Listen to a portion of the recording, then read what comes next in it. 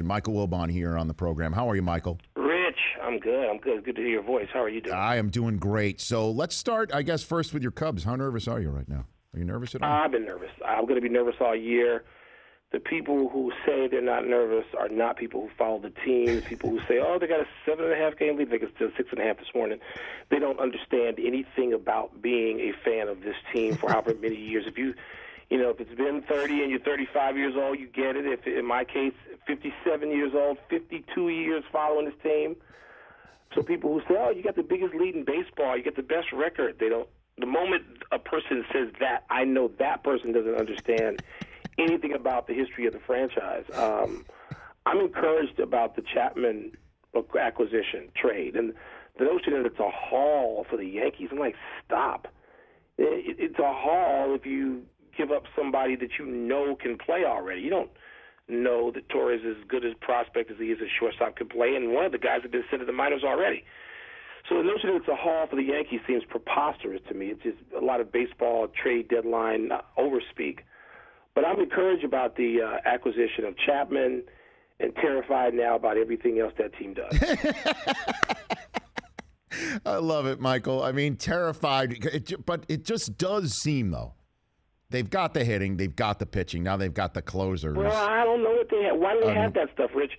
They got off to a great start. You know, in the last, how many games did they play? I'm not looking at it right now. I know they're... It's 99. They play their 100th game tonight in Wrigley against the White Sox. So, and I'm going to the game tomorrow in Wrigley, which is Chris Sale's return, allegedly. Yes, indeed. So for the last 60 games, they've been a 500 team. So what's so special about a 500 team? Why should I presume that a 500 team, and they might be a game below 500 the last 60. 60 games. Come on. That's more than a third of the season. All they are is a 500 team. So why do they have the pitching?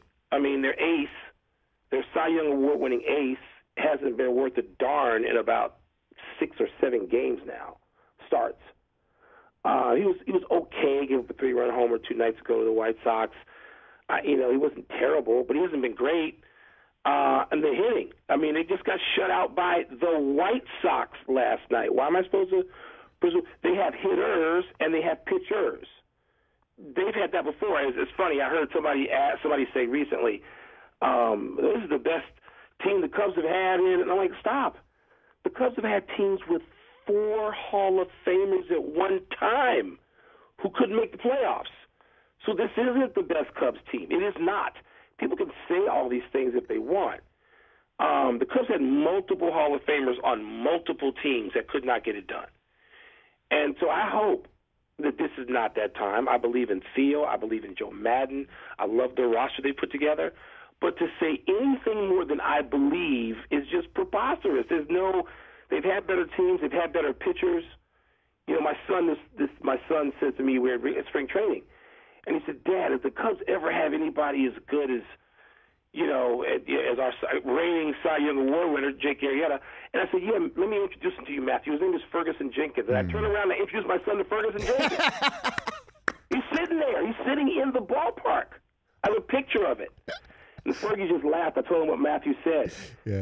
So Ferguson Jenkins was Jake Arrieta 6 years in a row, and they didn't win. That's right.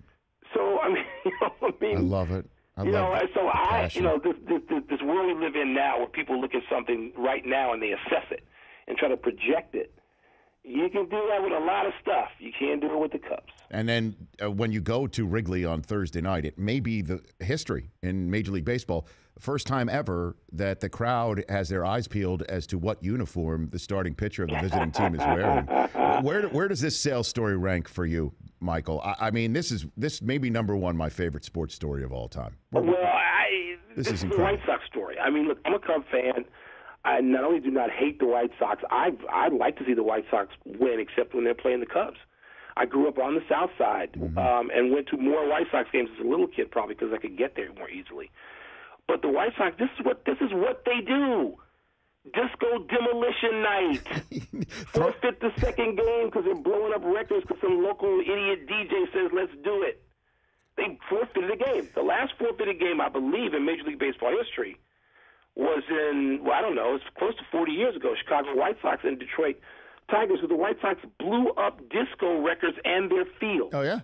And now here's throwback demolition night. I mean, throwback demolition. They've had more uniforms, I would argue, than any team. Now, the Arizona Diamondbacks are making a run for it, but they're just doing it to be because that's the only way they can get attention. The White Sox would do this. They would just change uniforms every couple of years. And the uniforms that Sale refused to wear, Rich, those uniforms had an alternate to them, and they were hot pants. I'm not kidding. You know that, right? We had Jack Brohammer on the other day talking about hitting a home run in shorts for the White Sox. That's the uniform. Right. Now, they're not asking the White Sox to wear the shorts anymore. That would be great. But I know, wouldn't it be? Sale. In that case, Sale would have been applauded through most of the city. Yes. But, Sale seems to me to be two things: a great, great pitcher and a jerk. And this would not be the first time that combination has been realized in professional sports. Certainly not in baseball, where they seem to have a monopoly on it for decades. But this is what Sale seems to be. And so, I don't know what it means. But he's not good enough to help the White Sox. He's been really good. He's a 5-time All-Star. Well, how many times did they made the playoffs in those 5 years? I think the answer is none. So, Sale, this notion that Sale is somehow crusading and let's make Sale a martyr. Oh, God. I mean, look, the White Sox have won in the last 11 years, much less the last 100. So nothing a Cub fan can say can be treated or can be greeted with any response other than, shut up, we've won. But this is so White Sox that they would have this kind of thing. I'm not going to say undermine their season because their season was going nowhere. But it's so White Sox that this thing is the attention grabber. Michael Wilbon, pardon the interruption here on the Rich Eisen Show. Before we get to Michael Jordan, Devin Hester might be done. He wants to keep playing, but you never know. Is he a Hall of Famer? I think so. I mean, people could, anytime there's only two guys in the sentence, and it's your name, Devin Hester, and Dion, you're a Hall of Famer. He's the best guy to ever do that thing, which apparently was important enough in the league for 100 years to do it. Now, they may take the return game out. I understand they may. But when I voted, I was a Hall voter for 10 years, Rich, and I never wanted to hear the argument that a punter shouldn't be in the Hall of Fame. Then why the hell have him on the field? I never wanted to hear that a place kicker shouldn't be in the Hall of Fame. He was a return man on a team that got to the Super Bowl and was lurking, got to another NFC Championship game, and he was more reliable than the quarterback. He was more reliable than either of the two quarterbacks we're talking about. So, and he was a bigger threat, and he was more exciting to that team and that franchise. And I'm talking about Grossman and Cutler. He was a threat every time he went out there for a team that basically relied on two things, defense and special teams. Well, where are the special teams without Devin Hester?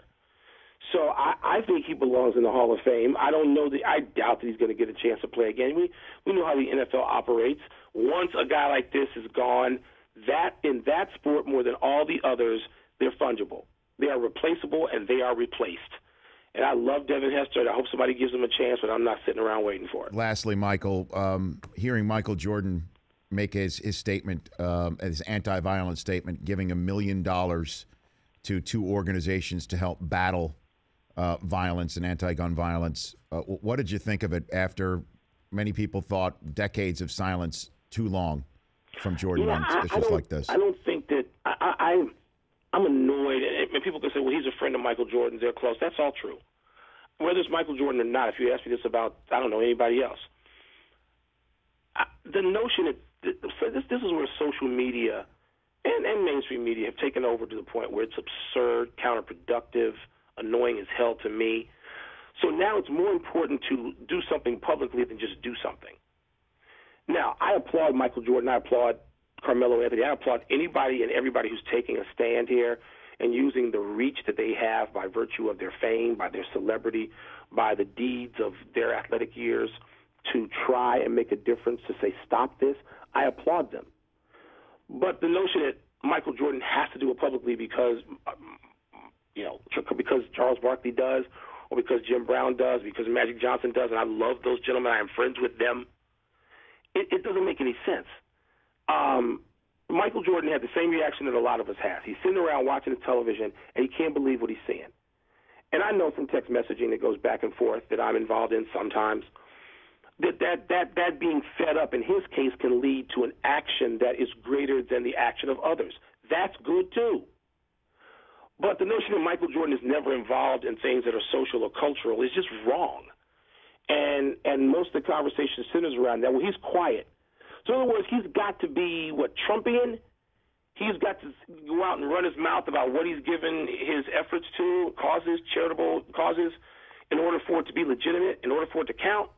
I mean, I know of other, and I've asked Michael at times, as a reporter, as a columnist, hey, I know you've done this. We talked about it. Let me write about it. Let me talk about it. Come on camera. Talk about it. He doesn't want to do it. Does that mean he has to talk about it, that he has to be, we have to check him off in a box, that he's public and he said it and he's done it, and therefore he's gotten full credit for it because he's gone on SportsCenter or Sports Talk Radio? I mean, this annoys the hell out of me. So why now then, Michael? Why do you think it happened now? Because he's not public anymore for the most part. And he's 53 years old. He's not 33 years old or 28 years old. And he understands this, and I think he was hesitant about it. I didn't ask him if he was hesitant, but I'm sure he was hesitant to do it even now. But now the things that make a difference in this particular case seem to be people holding up their hands and saying, hey, please stop this. And I think he understood that lending his name to this was more important, he thought, than other things. But there were other things. There were presidential campaigns that he has given money to, Rich. I know that. Does he need to come out and say it? Really? People think that makes it okay because they know? I know he gave, so now it's good. Michael Jordan must be involved because I know. I don't care whether it's Michael Jordan or not. And I love the people who are not afraid to be in the public discourse, too. I've written 2 books with Charles Barkley. They could not be more opposite figures when it comes to how they live their public lives and what to do about their belief systems. So just because they're different doesn't mean one is wrong or one is better than the other. And God knows I applaud what Charles does has helped me. Yes. I've written 2 books with him. So you're never going to hear me criticize the other side of the aisle on that. Mm-hmm.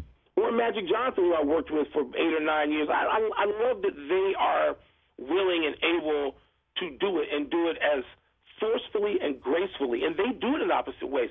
Jordan chooses not to do it that way. Is that somehow heinous? Have we really gotten to that point? So part of my reaction is to the reaction. But my reaction to what Jordan has done is that it's great. His voice is still respected. His voice still matters. It does. There's no question about it. And I told him that. I thought his voice needed to be heard many times. He chose not to do it many times. He's chosen to do it this time. And good for him that he chose to do it because I think this is that important. And his choosing to be public about it, I think can have impact. Michael, thanks for the time. Say hi to Tony for me and everybody. Thanks, Rich. We'll do. Appreciate it, man. Thank you. Thank you. That's Michael Wilbon. The Rich Eisen Show, weekdays at noon Eastern on Audience.